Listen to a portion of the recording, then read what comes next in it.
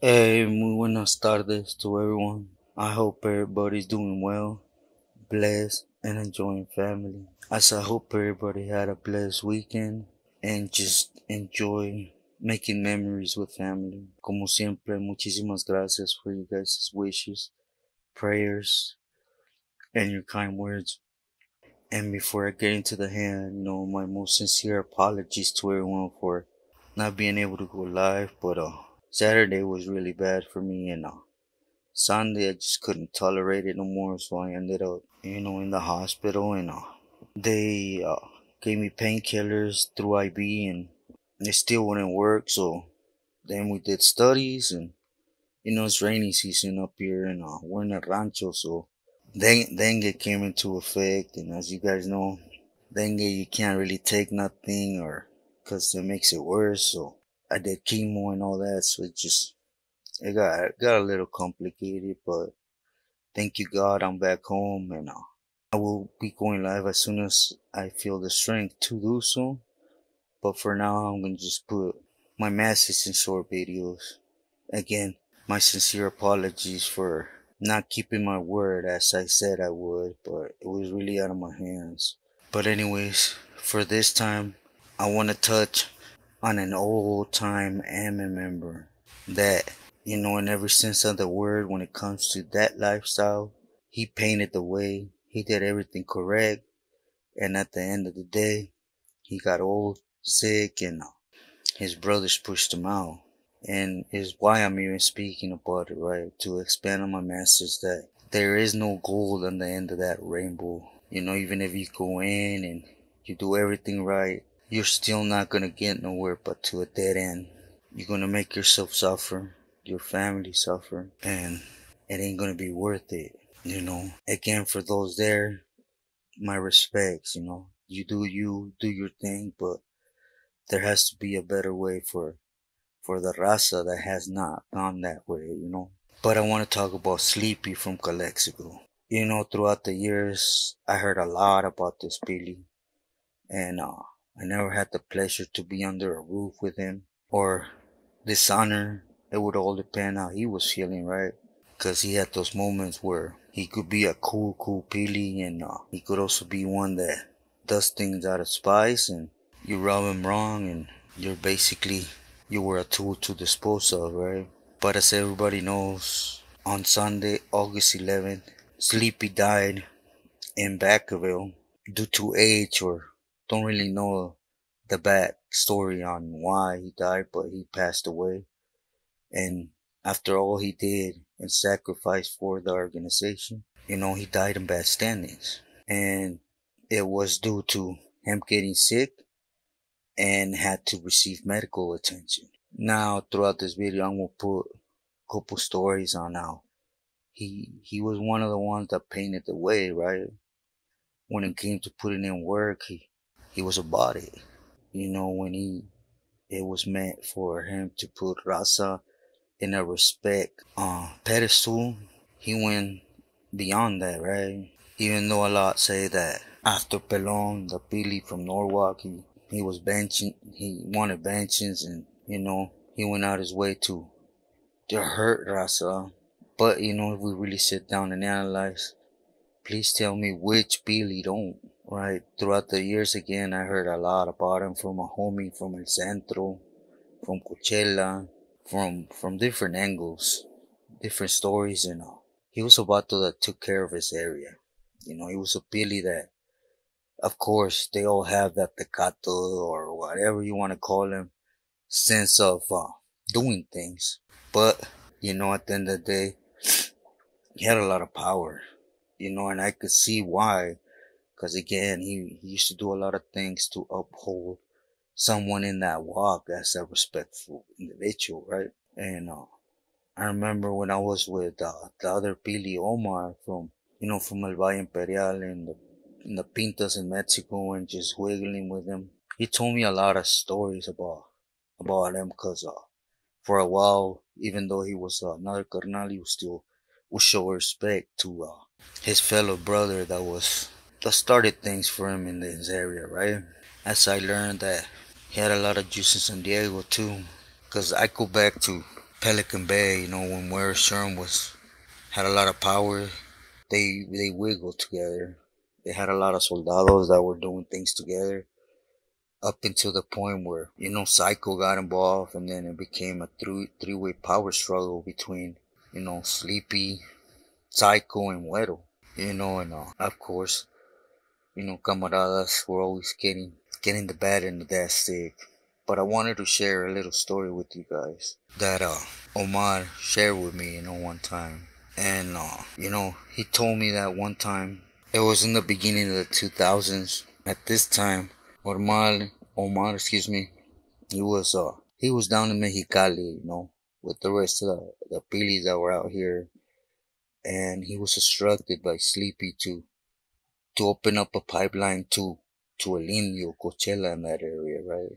So Omar had piloteando or had leadering the strings was a coyote from Indio, and they were doing it, but it became, like I mentioned, a power struggle, and Lippy, he basically started hearing individuals, monos con trinchetes, and so he started questioning a lot of things. So I guess the homie came up short, but as Omar said it had to do what went over, the material to some sense was no good. So the homie Coyote got stuck with it. For those that have been in that movement, know that if something comes through that ain't good or wet or something, you basically are gonna sit on it. Cause a lot of people, they need whatever they get to be able to push it out. And anyways, Sleepy didn't like that. He took it as, this fool must be extending his help somewhere else, which was with his brothers. So he instructed Omar to go ahead and send torpedoes out there and to remove that whole mesa Coyote had and to replace it with new individuals, right? And of course, Omar, these are his words. He tried to stick up for the camaradas that for a whole year they were been loyal, nothing has ever been missing. If he says, which they had changed suppliers, so the material could have been a little different. It just, you could never tell. It could be good on this side, but as it goes across, a lot of things could happen, right? So anyways, he said he had whatever there sitting on him, that it was just basically dead weight. But again, it was different from where the Pili Sleepy was used to, It was carnalismo. There was none of that in the beginning of the 2000s where everything started, where everybody was warring and trying to take over each other's territory. So of course he felt Calacas behind him, trying to step on what was his. And when push came to shove, they ended up taking Coyote's career and I don't know how many members of his crew. So, to pinpoint on my message, you don't have to be in prison, You could be on the streets, doing your thing the way you're supposed to the dot, sending whatever needs to get sent to the proper individual, and just because of a doubt, of a feeling he has, with no proof, because again, sureños need to prove, right? Camaradas, when it comes to speaking on something with them, they don't need proof. They're above camaradas. They could step on their throat, throw them out, punk them, whatever. Nobody could question it, cause it's them. They're above camaradas. Camaradas can't speak or get involved in their business, but they can sure, do as well with when it comes to camaradas.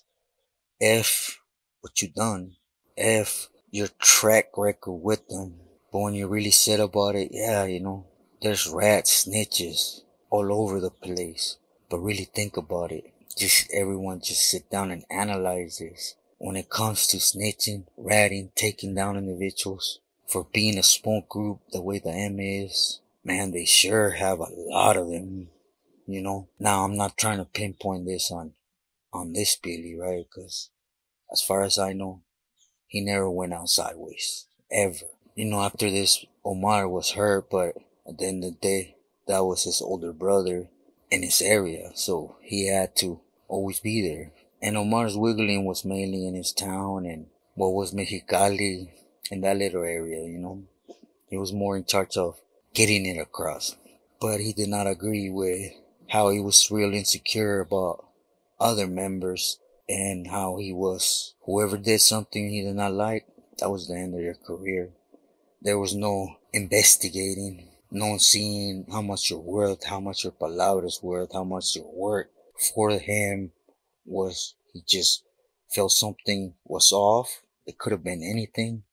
You were gone. But, you know, 64 years this man did for putting in work. You know, he made money for them. He clicked up with Gato from San Diego. He clicked up with Güero.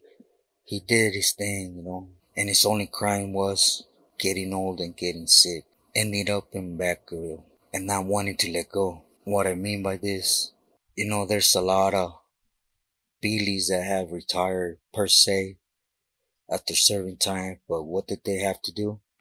Get out and give their spot to a younger Bealie. They couldn't, you know, retire and keep claim, get something back for their service, right? Even their neighborhood. That wasn't the case with Sleepy, right? He was sick but he did not want to let go. Again, Omar, he ended up passing on as I put the story out, and that was his downfall. After 64 years of doing time for them, didn't mean nothing. He still got put on that lista. He was still to be disregarded. He was still, if another carnal ran into him, to get still put in F his age, F the, the way he painted in that light, right? It just, again, this is to pinpoint to those that have not gone through this on how much it's worth what you do. At the end of the day is what they can gain. You know, the income, the feria that comes in. You know, cause if you get in their way when it comes to that, not even themselves respect each other, value themselves.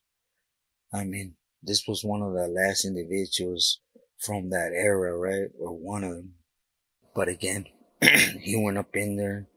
He got life in there, you know, supporting a carnal. And, well, you know, you guys can look up his history. Pretty sure it's everywhere. I just wanted to pinpoint how it's always important to concentrate on what counts, which is, you know, I always say, don't back away from what you grew up believing in. Your homeboys that are loyal to you, that love you for sure. Yourself, family. Think about it. Just really think about it. I did 20 plus years, and man, this individual did 64 years just not to get no love at the end, to get put on that lista, green lighted, just for wanting a little piece after so many years he had put in for them. So you guys answer me, is it worth it? You know, may this individual rest in peace. I don't wish that on nobody at all. You know, I don't even want to get in the way of what they have going inside, nor do I want to push on going that way or going against your homeboys. My main focus for getting on here is, you know me, use myself as an example, man. As you guys are learning about my story, my experience, I could sincerely tell you it ain't worth it.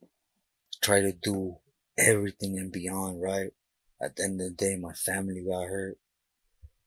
And look, I'm out here alone, dying constantly in the hospital, solo. So is it worth it? Just value yourself. At all times, value yourself, value those that love you. But with this said, again, disculpen that I'm not 100%. As soon as I can, I will go live. For now, I want to keep telling my story, putting out the recordings. Thank you guys for your support. Sorry that I haven't been on the comments. I just, you know, well, just imagine it, dang it with chemotherapy. But, God is great. I'm home, right? Do I deserve it? No, but I'm home. God is amazing. Remember that. Please stay true to yourself, loyal to loved ones. I send my love, my respect. Saludos.